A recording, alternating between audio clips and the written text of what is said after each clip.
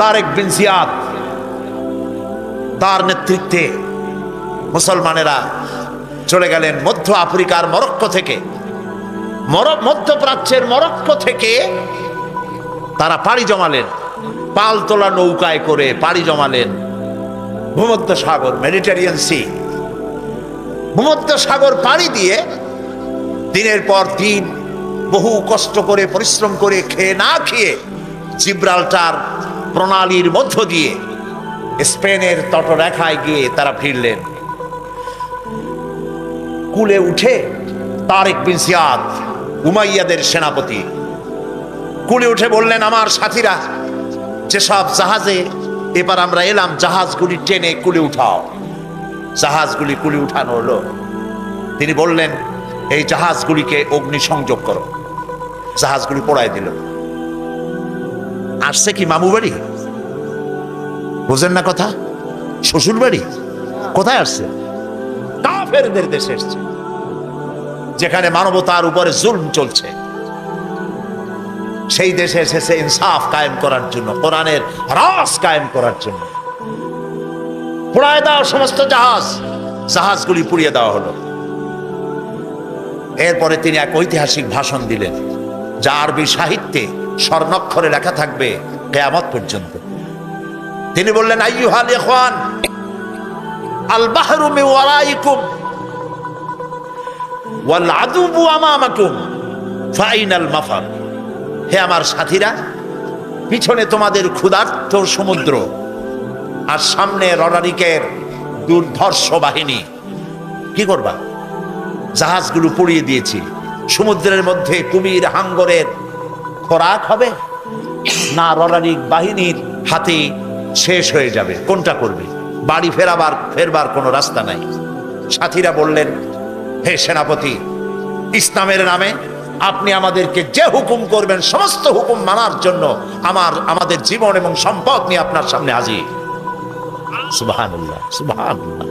ইসলাম কি বানাইছিল? তারেক বিন জিয়াদ লড়াই করলেন এবং অল্প দিনের ভিতরে এই লড়াইয়ে গোটা স্পেন দখল করে ফেললো মুসলমানেরা। আলহামদুলিল্লাহ। গোটা স্পেনে কারা এখন? মুসলমান। এসে কি করলো? মুসলমানেরা যে যুদ্ধ করে, এই যুদ্ধের নাম হচ্ছে জেহাদ। এটা ওয়ার নয়, এটা কিতাল নয়, এটা যুদ্ধ নয়, এটার নাম জেহাদ। মুসলমানেরা যে জেহাদ করে এজন্য নয় যে পরের দেশ দখল করে নিজের প্রভুত্ব কায়েম করা, এটা নয়, বরং জেহাদের মাধ্যমে দেশ দখল করে আল্লাহর খেলাফত কায়েম করা। পুরা স্পেন দখল করল। এবছর স্পেনে আমার দাওয়াত ছিল। মুসলমানদের পরাজয়ের পর মুসলমানেরা প্রায় 800 বছর রাজত্ব করেছে। 711 খ্রিস্টাব্দে এখানে তারেক বিন জিয়াদ ঢুকলেন স্পেনে, আর 1498 খ্রিস্টাব্দ পর্যন্ত রাজত্ব করেছে মুসলমানেরা, টানা 800 বছর। যেদিন পরাজয় হলো, তারপরে তাদের মসজিদগুলি বন্ধ করে দেওয়া হলো। 500 বছরের ভিতরে স্পেনে মসজিদে আজান হয় নাই। গত অগস্ট মাসের 4 তারিখে আমার সেই মসজিদে প্রোগ্রাম ছিল, যেই মসজিদে 500 বছর পর আজান হয়েছে। ইতিহাস আমার নিজের চোখে দেখে এসেছি। তারেক বিন জিয়াদ স্পেন দখল করলেন, দখল করে নিজেদের বাড়িঘর বানাইলেন না, স্পেন দখল করেছেন। ইসলামের পতাকা উড্ডীন হয়েছে, টুয়ারেস করেছেন, পার্ক করেছেন, বিনোদন কেন্দ্র করেছেন, স্কুল করেছেন, বিশ্ববিদ্যালয় করেছেন, জ্ঞানের ভান্ডার এর দ্বার উন্মোচন করেছেন। জ্ঞান অর্জনের জন্য পার্শ্ববর্তী রাষ্ট্র Portugal, France, Denmark, Sweden, German, England, চতুর্দিক থেকে হাজার হাজার লোক জ্ঞান অর্জনের জন্য স্পেনে পাড়ি জমাতে লাগলো। সুবহানাল্লাহ। সভ্যতার লালন কেন্দ্র হলো স্পেন। আজকে বলতে খুব দুঃখ লাগে, ওরা দাবি করে ওরা নাকি ওয়েস্টার্ন সিভিলাইজেশন, ওরা পাশ্চাত্য সভ্যতার দাবিদার। ওরা যখন ইংল্যান্ডের মানুষেরা বাড়ি বানায়া থাকে কেমনে যখন জানতো না, যখন গাছের মধ্যে গর্ত বানায়া পাখির মতো সেই গর্তে বাস করত, গোসল করে শরীর ক্লিন করে কেমনে যখন জানতো না, তখন আমরা মুসলমানেরা গ্রানাডা এবং কর্ডোবায় বিজ্ঞানের বিভিন্ন শাখায় বিচরণ করতাম। এ হাতের ঘড়িটা তো আমাদের আবিষ্কার করা, কম্পাস মুসলমানদের আবিষ্কার করা, বন্দুক, কামান, জিওমেট্রি, ম্যাথমেটিক্স, অ্যালজাবরা মুসলমানদের আবিষ্কার করা, ভূগোল, সায়েন্স এগুলি মুসলমানদের আবিষ্কার করা, চিকিৎসা বিজ্ঞান মুসলমানদের আবিষ্কার করা। এগুলি শুনলেও এখন যুবকদের মনে হাসি পাবে, যেহেতু আমি জানিও না, চিন্তায় পড়ে যাবে। এগুলি সব মুসলমানদের আবিষ্কার করা ছিল। যখন মানুষেরা, যে জাতি লেখাপড়া বাদ দেয় সে তখন শাসক হয় না, শাসিত হয়ে যায়। কথা বুঝে আসছে? যারা লেখাপড়া করে তারাই শাসন করে, যাদের কাছে লেখাপড়া নাই তারা শাসিত হয়, শাসকদের জুতা টানে। আমি তো আমার নিজের চোখে দেখা কথা বলি, পড়াশোনা করি আর চোখ দিয়ে দেখি, তারপরে মানুষকে বলি। আজে বাজে কেসা কাহিনী, গাজী কালু, চম্পাবতীর গপ্প শুনাই না।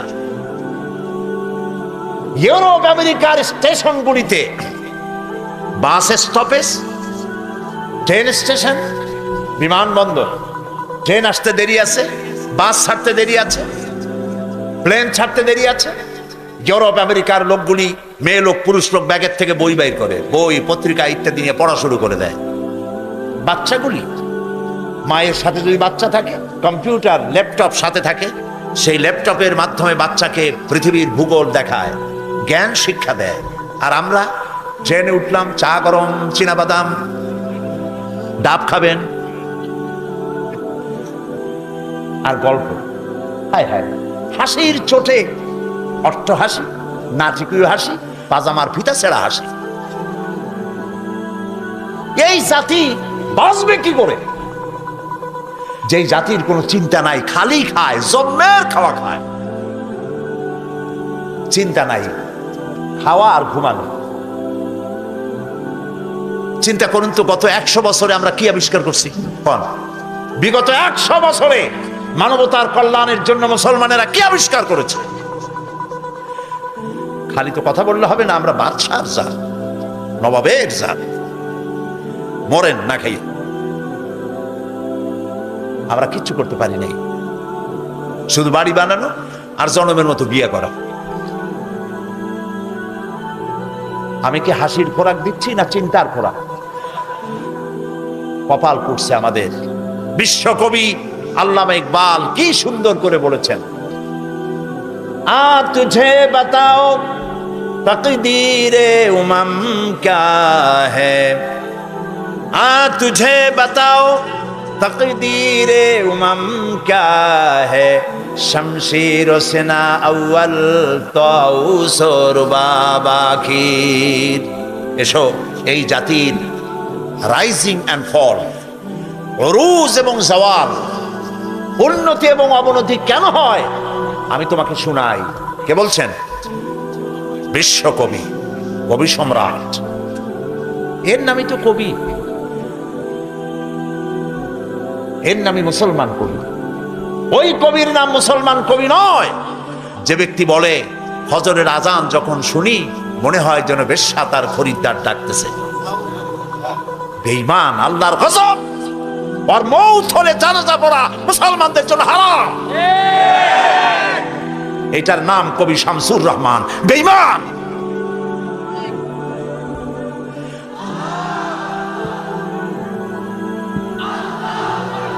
মুসলমান নামের কলঙ্ক। একে গত 5 বছরে যারা ক্ষমতায় ছিলেন তখনকার প্রধানমন্ত্রী তাকে পুরস্কৃত করেছেন। করবেনই। তিনি যে ধরনের চিন্তা, কবিও সেই ধরনের চিন্তা। বিশ্বকবি, কবি সম্রাট আল্লামা ইকবাল লেখাপড়া করেছেন অক্সফোর্ডে। দাড়ি ছিল না, খালি একজোড়া মোষ। আমি চিন্তা করলাম যে এই কবি দাড়ি টাড়ি নাই, খালি মোষ, তার প্রত্যেকটি কবিতা কোরআনের ব্যাখ্যা। কেমনে হইল? আমি খুব চিন্তায় ছিলাম কেমনে হইল।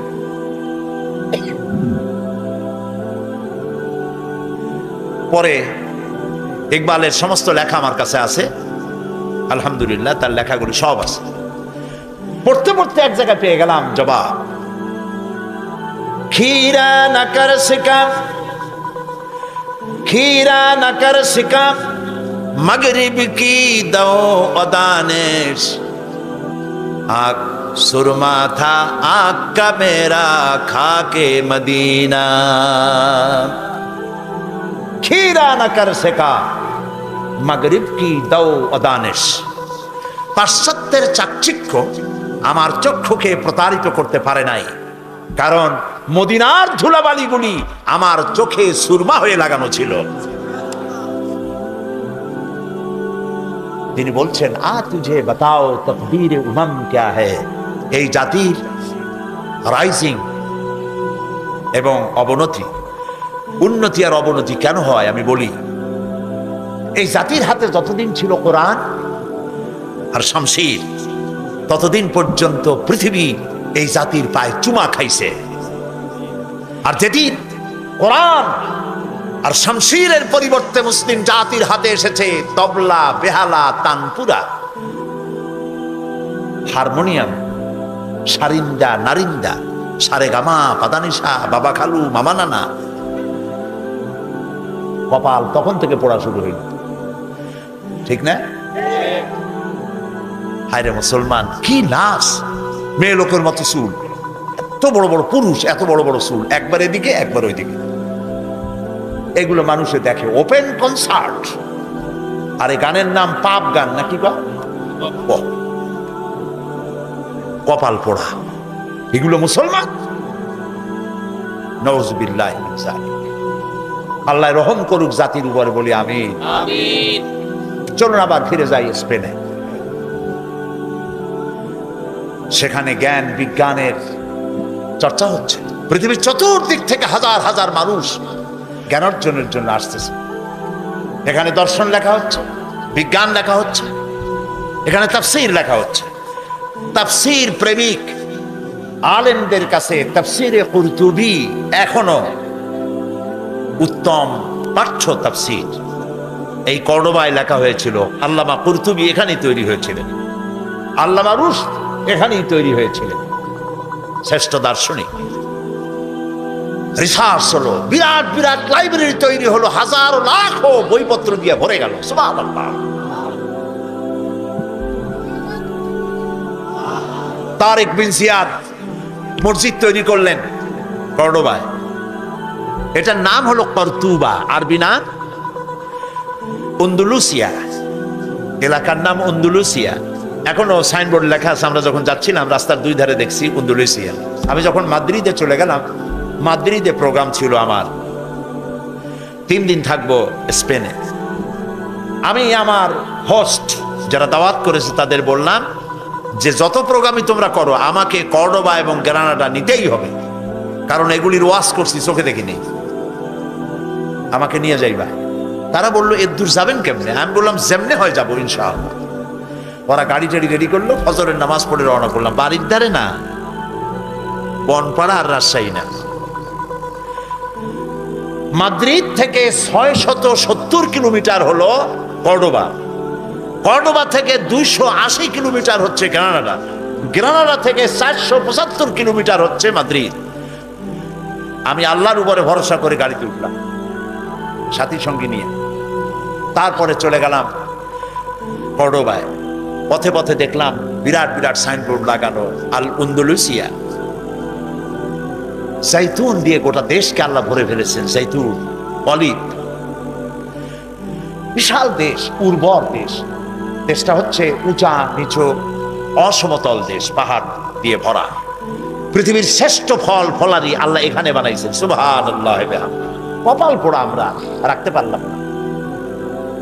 অলিভ, জাইতুন, এটা আল্লাহ কসম করেছেন কোরআন শরীফে। অতীন ওয়া জাইতুন, এটার উপরে কসম করেছেন। স্ট্যাটিস্টিক্সে দেখা গেছে পৃথিবীতে যে সব থেকে মানুষ বেশি বাঁচে স্পেনের মানুষ। এর কারণ হচ্ছে তারা অলিভ খায়, অলিভ গায়ে মাখে, দীর্ঘ বয়স পায় এবং স্বাস্থ্য ভালো, রোগ কম। এখন আমি এই রাস্তা পাড়ি দিয়ে যখন কর্ডোবায় চলে গেলাম, কর্ডোবায় বিশাল মসজিদ দেখলাম। তারেক বিন জিয়াদ যে মসজিদের ভিত্তি দিয়েছিলেন, কালক্রমে সেই মসজিদ এত বিশাল হলো, 1 লক্ষ লোক নামাজ পড়তে পারে মসজিদে। মিনারা দেখলাম দূর থেকে, মিনারার মসজিদের মিনারের প্রত্যেকটা খোপে এক একটা মূর্তি দাঁড়ায় আছে। মসজিদের ভেতরে ঢুকলাম, মসজিদের ভেতরে মূর্তি দিয়ে ভরা, জুতা পায়ে দিয়ে অর্ধলঙ্গ নারী পুরুষ মসজিদের মধ্যে ঢুকতেছে। বুক ফেটে শুধু কান্নাই আসতে লাগলো। এইখানে আমার সাথীদের একজন নামাজ পড়তে চাইলো, 2 রাকাত নামাজ পড়বে। এক পুলিশ এসে বলল, ভুলে যাও, এটা তোমাদের একদিন মসজিদ ছিল, এটা এখন মসজিদ না, এটা গির্জা, সেজদা দিতে দেব না।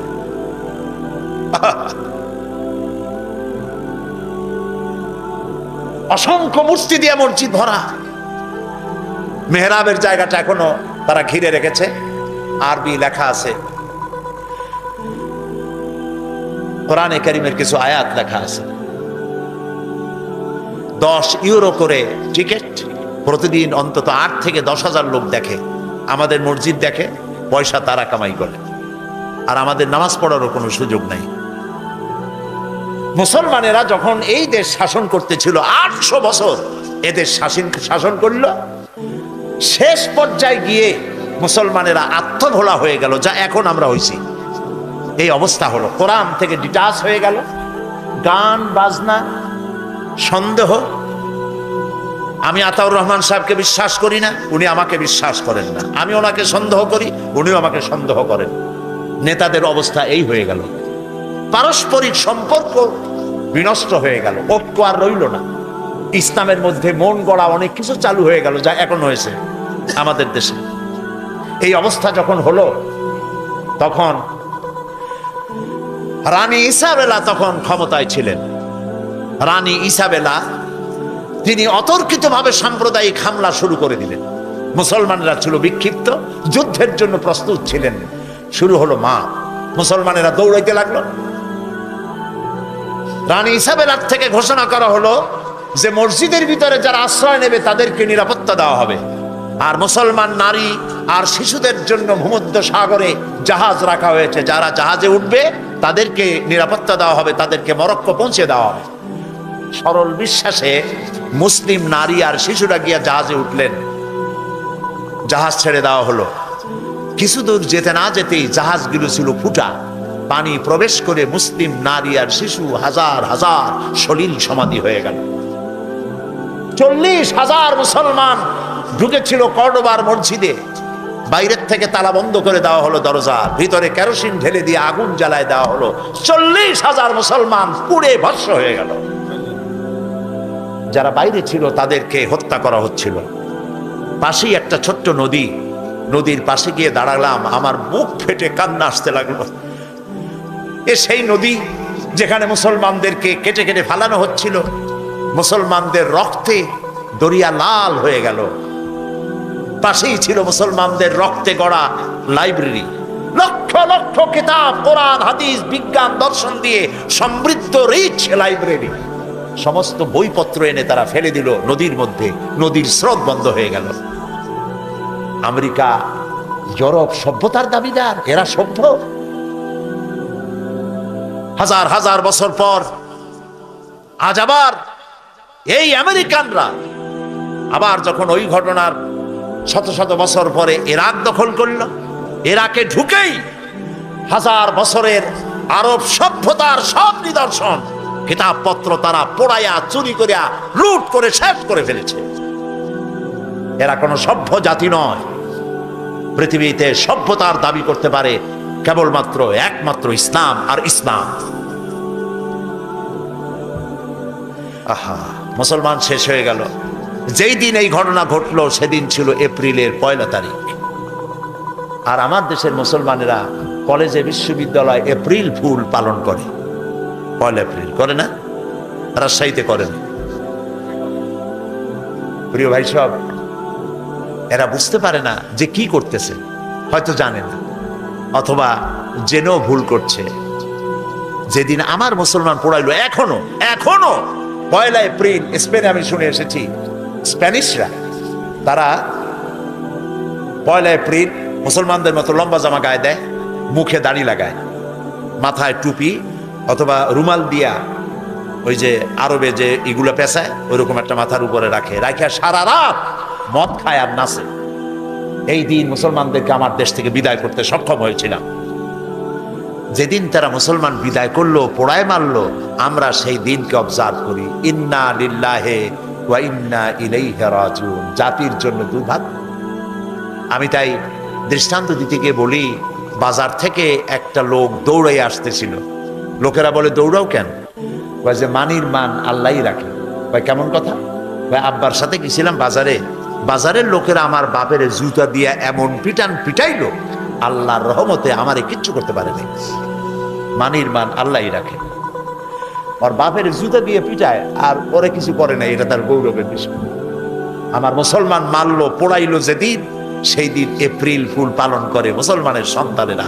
নাউজুবিল্লাহ।